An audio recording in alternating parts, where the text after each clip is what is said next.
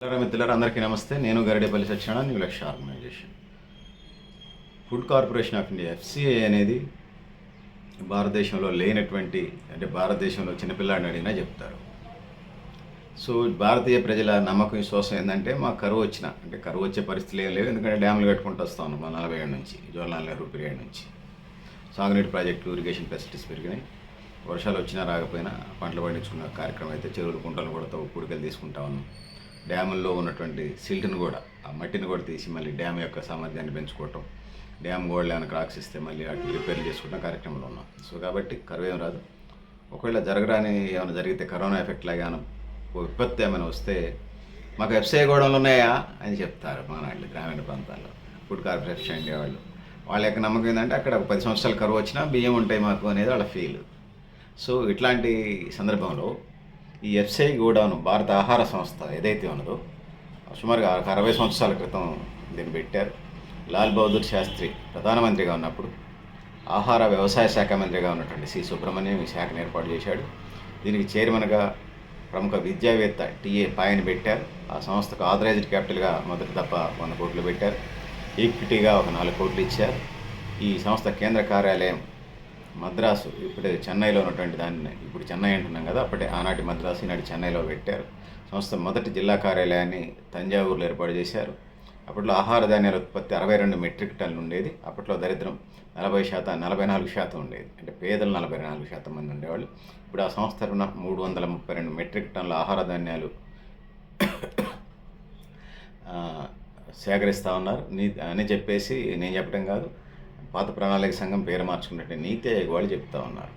So వరి, గోధుమలు వాటిని సేకరించడం, వాటిని పెట్టడం ఇది కార్యక్రమంగా ఉంటుంది ఎఫ్సిఐకి. దేశంలో దారిద్ర్య రేటు 29.17% నుంచి 11.28% తగ్గినట్టుగా లెక్కలు తెలియజేస్తూ ఉన్నాయి. దేశవ్యాప్తంగా 25 ప్రాంతీయ కార్యాలయాలు, 170 జిల్లా హెడ్ క్వార్టర్ కార్యాలయాలు ఉన్నట్టుగా మనకు అర్థమవుతోంది. ఈ సంస్థ యొక్క ఈక్విటీ 10.157 కోట్లుగా కేటాయించడం జరిగినట్టుగా చెప్తా ఉంది. ప్రధానమంత్రి గరీబ్ కళ్యాణ్ అన్నా యోజన జీకేఏవై కార్యక్రమం కింద 2028 డిసెంబర్ వరకు ఇది కొనసాగింది. రైతులకి మధ్యంతర ప్రజా పంపిణీ, రైతులకు మద్దతు ధర, అంటే పీడిఎస్ మద్దతు ధర అంటే కనీస మద్దతు ధరతో పాటుగా పీడిఎస్ రేషన్ షాపుల నుంచి రేషన్ పంపించడం, ఆహార ధాన్యాల సేకరణ, ఇది ఈ సంస్థ యొక్క ప్రధానంగా ఉన్నది. ఆహార రంగంలో భారత స్వయం పోషకత్వాన్ని సాధించడం కోసం, సాధికారతను సాధించడం కోసం రైతుల వద్ద వరి, గోధుమ పంటలను సేకరించడం, ప్రజా పంపిణీ వ్యవస్థ ద్వారా సరఫరా చేయటం, దీని యొక్క కొత్త మార్గదర్శకత్వాలుగా మనకు అర్థమవుతూ ఉంటాయి.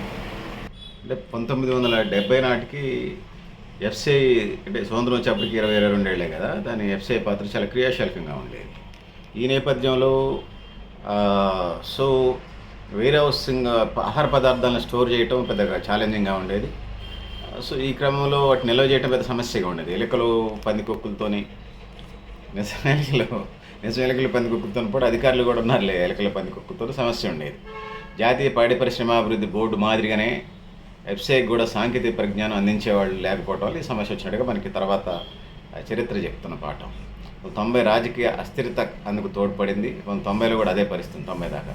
91 నూతన ఆర్థిక విధానాలు అవుతుంది, ఎల్పిజి లిబరలైజేషన్, ప్రైవేటైజేషన్, గ్లోబలైజేషన్ క్రమంలో తర్వాత ఎఫ్ఎంసిజి బ్రాండ్లు అనేకం వచ్చినాయి. మధ్యతరగతి వారికి బియ్యం, అట్టా సరఫరా చేయడానికి తగిన ఏర్పాట్లు చేశారు. సో ఆ విధంగా 4 ఏళ్ల తర్వాత ప్రపంచ వాణిజ్య అనుకూల విధానంగా ఎఫ్సిఐకి వ్యతిరేకంగా ప్రచారం ప్రారంభించారు.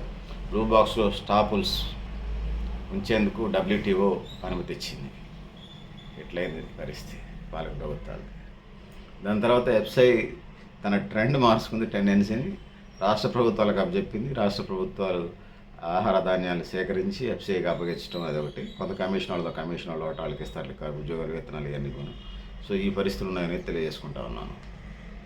ఈ కథ అంతా ఇట్లా నడుస్తూ ఉంటే అంత్యోదయ పేద వర్గాల అభ్యున్నతి, ఈ క్రమంలో ఎన్డీఏ ప్రభుత్వం మొదటి ఫేజ్లో పరిపాలనలో మాజీ ప్రధాని అటల్ బిహారీ వాజ్పేయి ఆయన దరిద్ర రేఖకు దిగువన ఉన్నటువంటి బిలో పావర్టీ లైన్ BPL ఉన్నటువంటి 1 కోటి కుటుంబాలను ఐడెంటిఫై చేశారు.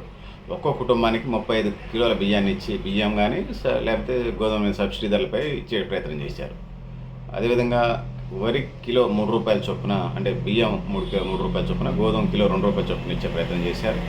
2023 అదనంగా 50 లక్షల మందిని లేటెస్ట్గా లాస్ట్ ఇయర్స్ బ్యాక్ బీపీఎల్ కుటుంబాలను ఐడెంటిఫై చేసి పథకంలో మెర్జ్ చేశారు. సో అంత్యోదయ కుటుంబాలకు రాయితీ రేట్లపై రేషన్ బియ్యాన్ని ఇచ్చినట్టుగా ఇస్తా ఉన్నారు, ఆహార ధాన్యాలు సరఫరా చేస్తూ ఉన్నారు. ఇది పరిస్థితి. ఇది ఇట్లా ఉంటే ఐక్యరాజ్య సమితి యుఎన్ఓ ఇచ్చినటువంటి సుస్థిర అభివృద్ధి లక్ష్యాలు ఏదైతే ఉన్నాయో దాన్ని చేసుకొని కేంద్రం కూడా కేంద్ర జాతీయ ఆహార భద్రత చట్టాన్ని తీసుకొచ్చింది.